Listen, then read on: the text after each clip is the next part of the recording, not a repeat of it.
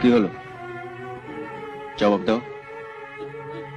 তুমি মার মুখের সামনে থেকে আপেল কেড়ে নিয়েছো?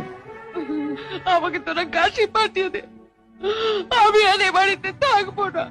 বউয়ের লাঠি যেটাকে আমি আর এ বাড়িতে থাকবো না। কি হলো? জবাব দাও। হ্যাঁ, কেড়ে নিয়েছি। যাও, মায়ের পা ধরে ক্ষমা চাও। আমি কোনো অন্যায় করিনি, ক্ষমা আমি চাইতে পারবো না। কি পারবে না? খুব করে দে, দে না, খুব করে দে।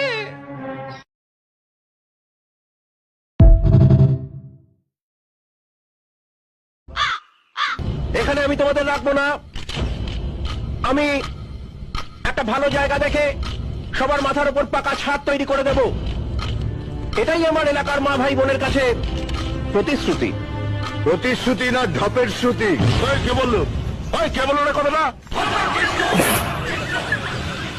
ফাটা কেষ্ট।